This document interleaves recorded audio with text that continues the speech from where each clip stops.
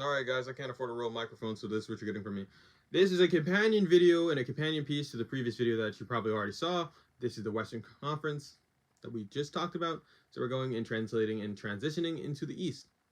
The Eastern Conference is featuring 15 teams. We're going to talk about every single one of them. If I don't talk about them in depth, it's because they're either in a situation where I just do not care about them, or more importantly, I just go, this is the worst thing that could possibly ever happen to human history. I don't know what to tell you. And you know what? I forgot about them last recording, so let me talk about them while they're still in my mind. The Chicago Bulls. Man, you really must have sold your soul after the Jordan championships. Like, you won 6 championships, 3 of them back to back, and the other 3 back to back. And you haven't been shit since then. And I mean, you've had some teams that were good playoff teams, but contenders, never, never, never, never, never, never, never, never. And let's talk about why you're not a contender currently. 1, you traded DeMar DeRozan for absolutely very little. You should have traded him 2 years ago. Everyone who had a brain said, oh, this is as good as DeMar is going to get. You should trade him now. Especially considering 2, LaMelo Ball's older brother, Lonzo Ball, who has the exact same legs as LaMelo, it seems. It seems like it's genetic at this point. I hate to bring it up because it's pretty negative and it's just pretty disheartening too, but his legs just don't function. And I'm not talking about that Ed Sheeran song that my mom loves. I'm saying his legs literally do not work like they used to before. I'm being so serious. It feels like every point guard that gets to you, shout out to Derrick Rose, who just retired, by the way, unfortunately. Every point guard that's good and destined to be an all-star in your city has leg issues. I don't know what's going on. It's the lower half. Gotta be. But hey, let's talk even worse. You still haven't gotten rid of Zach LaVine. That is really the core crux and issue with this team. They have zero flexibility right now. They have flexibility, but no one wants to be there in that basketball situation when Zach LaVine is on the court, right? And you can't get rid of him. Zach LaVine, you need to get rid of him now. You need to get rid of him yesterday. You need to get rid of him the day before that too.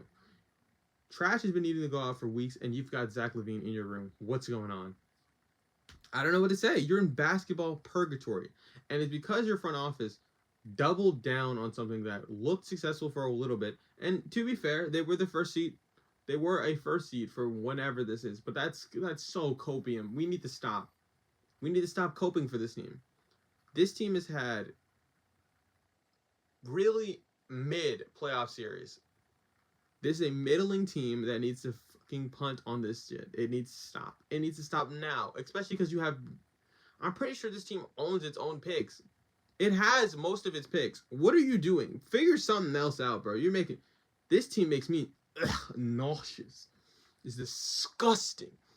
Let's talk about another team that's also just worthless, disgusting, a bad franchise that must be cursed by Michael Jordan. The Charlotte Hornets. Oh my God, you finally got a great addition to the team in a LaMelo Ball, and he's just never healthy either.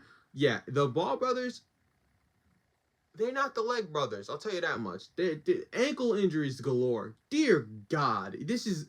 I don't know what's up with you two. Maybe you're just the most unlucky franchises of all time, but God, what do you need to notice about this team, huh? What is there not to notice? Besides this team's general existence being disgusting, if you acknowledge them for any part of a second of your day, you will always be disappointed. The thing you need to worry about is Brandon Miller's development. A lot of sophomores get into a sophomore slump, and he is a young shooting guard. That is the worst position in the league depth-wise. If we're looking at every shooting guard and we compare it to every small forward or every point guard, maybe it's better than small forwards. Maybe I'm overrating small forwards, but hey, I doubt it.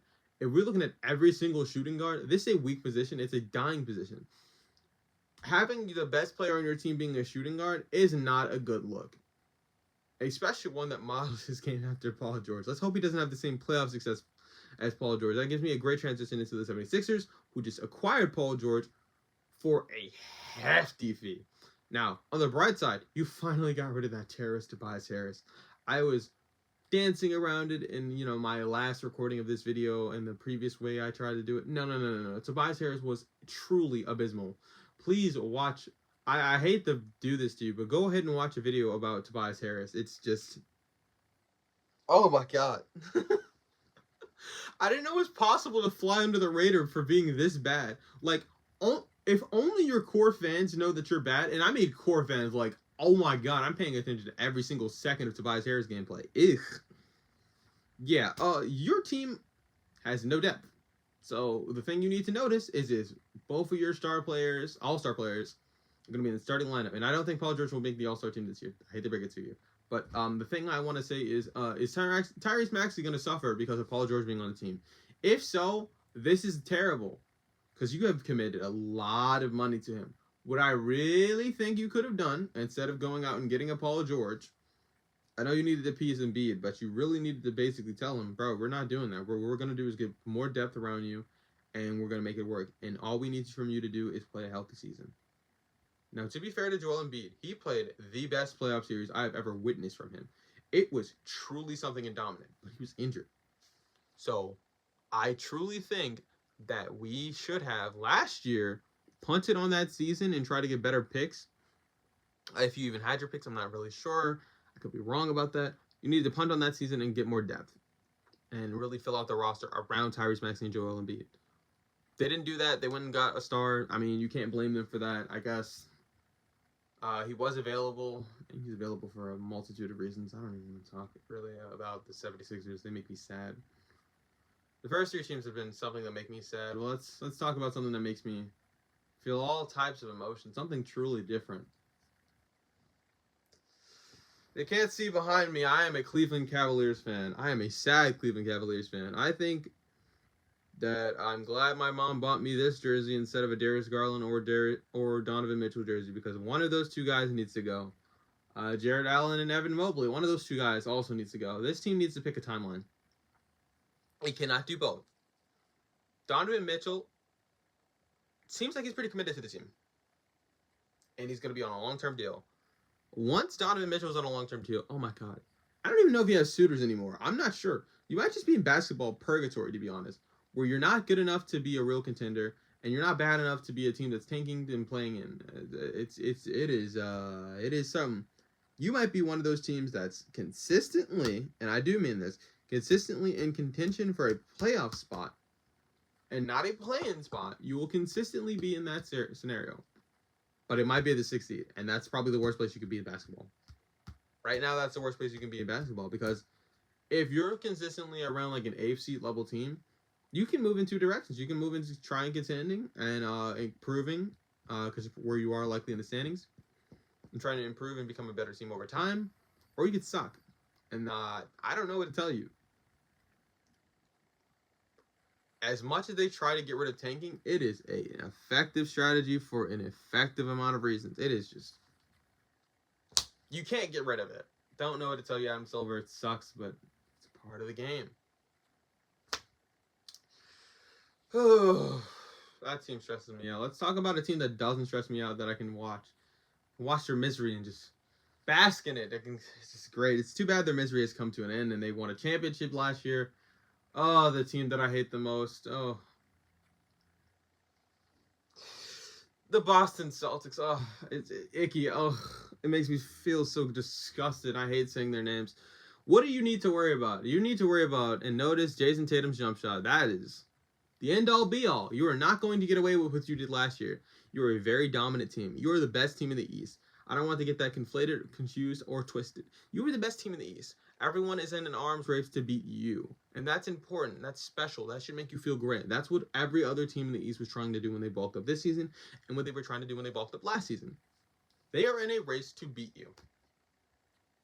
You are going to have a hard time defending your throne, though. It is going to be absolutely tougher than the road was this year, especially because you've had more mileage on your legs now going into the season.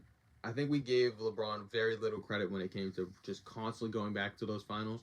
The mileage that we've seen in the stars from this era, especially when it's with more talent around the league in general, like, oh my god, it is impossible to repeat. You might be the only team that's capable of doing it, though. But you're not going to do it if Jason Tatum's jump shot looks how it did in the playoffs and in Olympic basketball. So, What I suggest to you is to take even less, not even take even more offensive responsibility out of his hand. Maybe give some more to Derek White. Derek White looked like a real all-star last year, especially in the playoffs. I can understand the push for it now. I didn't understand the push for it when it was there, but like, oh my god, dear, like, you got like 4 real all-star guys and Porzingis. And the only reason I say Porzingis isn't a real all-star is because Blut never plays. He's injured.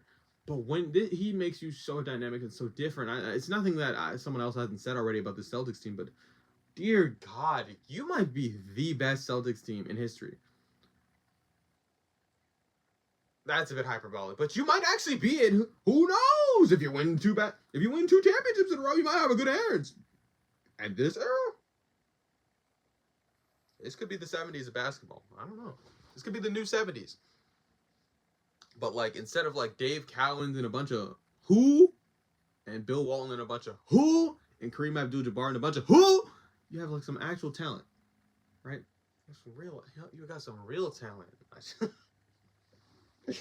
Okay, who's after the Boston Celtics? Let's talk about the Orlando Magic. The Orlando Magic could improve this season. I think it's obvious that they can improve this season. Well, I don't have a single player that you need to take note of. Take note of the spacing. This shit is ass. You have like so bad 3-point shooting on this team. I don't know what to tell you. It's part of the reason why you made the move for KCP. I think you got him on a great contract. That's very important, and that's very true. You did get him on a pretty good contract. The thing you need to worry about, if you are, in fact, the Orlando Magic, is the development of Franz Wagner. I don't really see Pablo stagnating, especially because he only has so much room to improve.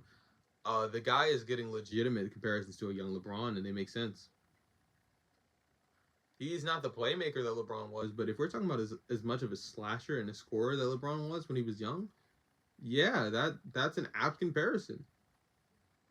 He might be the most LeBron-like player in the league outside of the player I'm going to mention next, who's also playing in Florida, Jimmy Butler. You might be saying, why the LeBron comparison?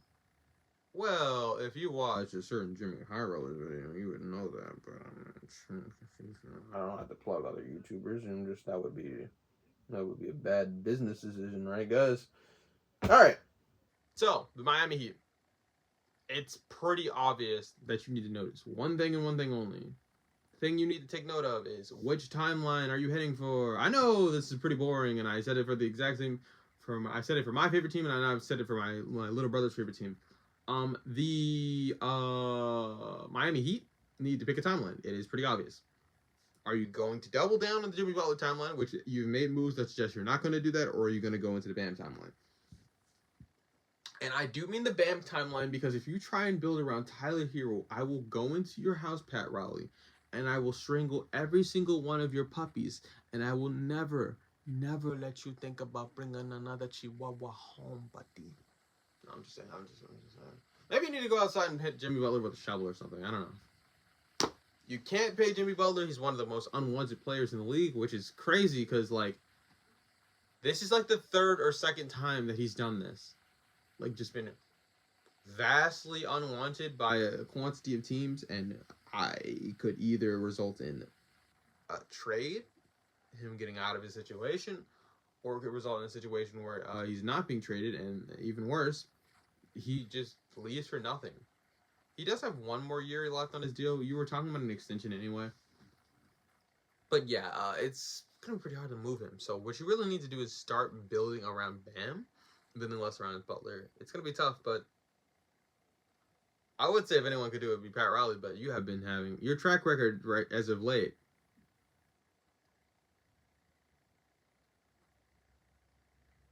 I don't know what to tell you. You've just been doing a bad job, buddy. We have gone through teams fairly fast. Let's talk about another bad team. We're going to talk about 2 bad teams back to back. One of them is in Detroit, and as we all know, you can't have shit in Detroit. Now, things about the Detroit Pistons that I want to talk about really quickly, and the things you need to notice, because I don't want to talk about this team for too long, because I think there's nothing really good. There's nothing good about this team outside of the obvious, which is Cade Cunningham. If Cade Cunningham is going to be injured once again, we are never going to see that breakout season of him that we want because he's never playing. He will have the exact same problems as a Zion Williamson. And I didn't even talk about that team in the last video, and it was pretty long. Side note, teams where you have a young player that is built around and they are injury prone so they never play, please trade that player and blow it up, the rest of it up. Just do it. Just punt on that stuff. Stop doing it. It's not cool, nor is it effective or whatever. And I was bound to forget some team. I'm sorry that I've tried this before. There's 4 videos of this already. This is the 4th one. I've tried this, man. It's really hard. I promise you, man. It's tough. Maybe I should start scripting these videos and, writing. I'm going to think everything out. I'm not going to do that, though, because that would require a different amount of effort that I'm willing to put in. Maybe if I start seeing more success, maybe if you like and subscribe, please. Yeah, but, that was kind of cringy. Jesus Christ. Oh, the Detroit Pistons. Just, no. Next question. Washington Wizards. You are in a worse situation than the Detroit Pistons. I find it very hilarious. I will say this. The best thing about Washington sucking is that their tickets are cheaper in comparison to everyone else in the NBA, and you get to see a team that actually matters. And the Wizards, for whatever reason, play every team pretty well. They'll play I don't really recall very many very bad blowouts by the Wizards. This team always plays competitively. They seem well coached enough. They seem like they have well enough players. Please start tanking correctly though. Like I know you weren't trying to tank last year. You just sucked. But tank again. Keep going. You're doing a good job of being bad. But I know you're intentionally bad this time. So you're doing a good job. I don't have to say too much to you. Atlanta Hawks. You and the Falcons. Seems like every Atlanta team that isn't the Georgia Bulldogs gives me stress and gives me just cause for concern. ATL, what do you think of this? Now, besides being one of the gayest cities in America and one of the most Robbie weirdy places of all time, and besides the fact that you're also in the state of Georgia, which is a southern state, what do I have positive to say about this franchise? Nothing. You are screwed. You are in the worst possible situation in the NBA. And I know I've said that for a lot of teams. No, you are in basketball hell. You have a young player who nobody seems interested in, who has clear limitations, similar to an Isaiah Thomas, really, realistically. I think it might even be worse because you could surround Isaiah Thomas with defenders and it was enough. You haven't tried that. At least I don't think. You made it to the Eastern Conference Finals. That's the most apt comparison, actually. You are the new Isaiah Thomas Celtics. You need to get rid of this player now and try and recuperate some assets. And then after you recuperate some assets, please do anything else. Now, here's the thing. Who wants Trae Young? I have no idea. The best case scenario for you is to trade him to the Spurs so you can get some draft picks back.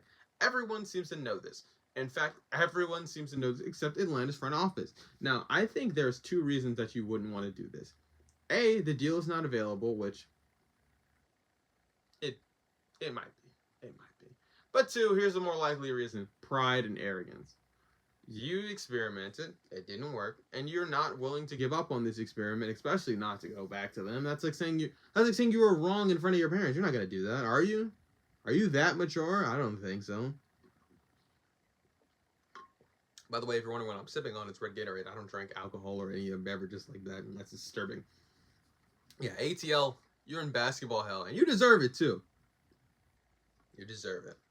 Okay, I think that's all the teams in that division. I think we've tackled every team except New York now.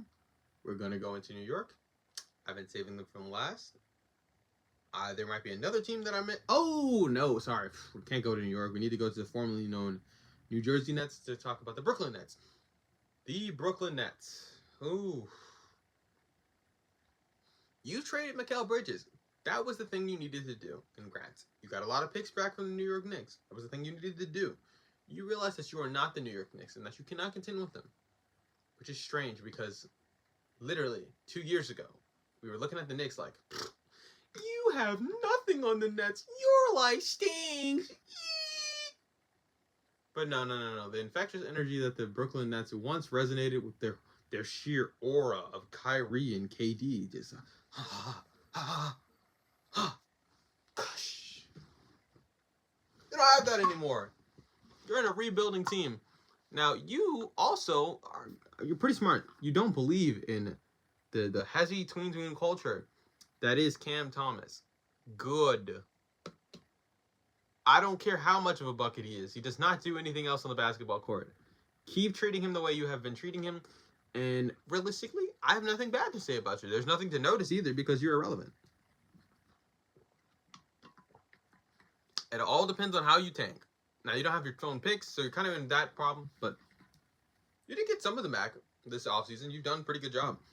The things I think you should notice are just how they get rid of Cam Thomas. Not Cam Thomas. I think it's Cam Johnson.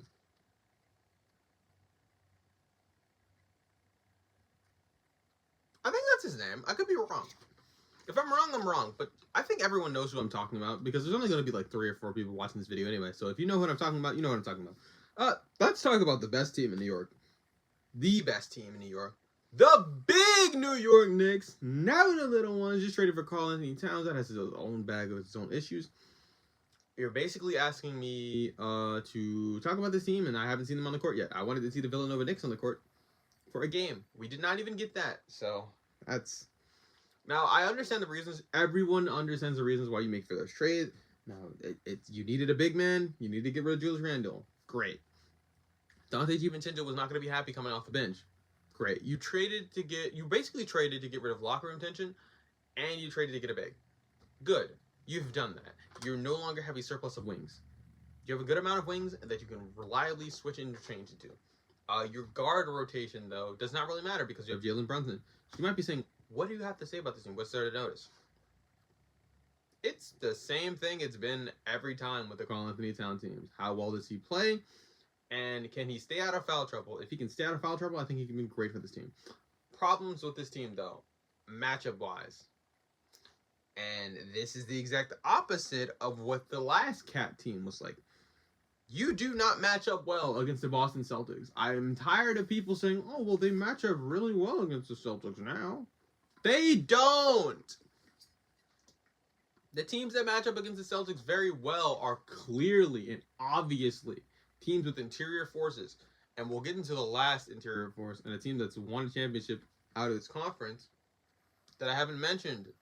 They won one in 2021, so I don't blame you for not remembering. I mean, that's back in the old year of when I graduated high school and whatnot. Cheers.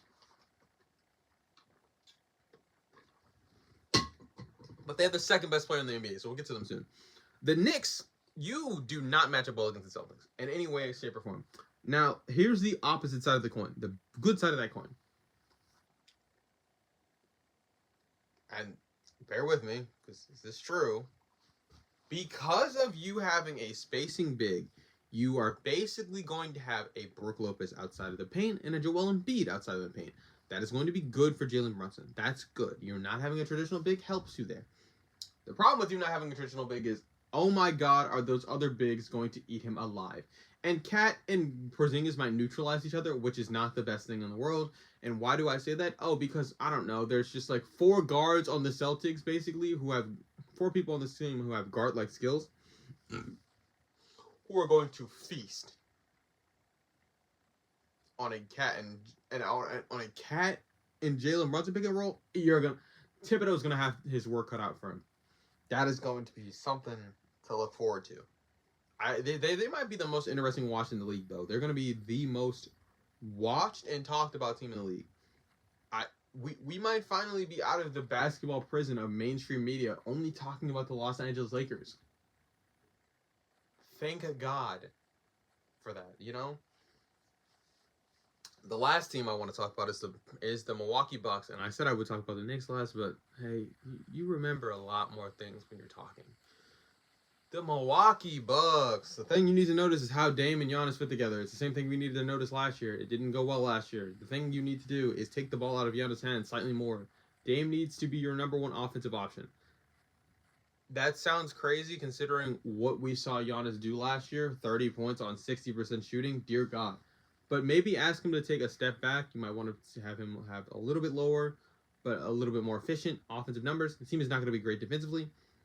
I don't think so. You do need to worry about the regression of him, Chris Middleton. You do need to worry about the regression of Brook Lopez. But I think if that dynamic fits together better than it did last year, much better than they did last year, then you have a real shot at winning an NBA title. And that's really about it. I don't care to say too much about this team, to be honest.